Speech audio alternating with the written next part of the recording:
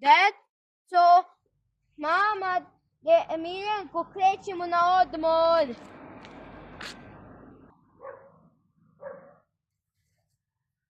Evo stižem. Evo tata, stižem.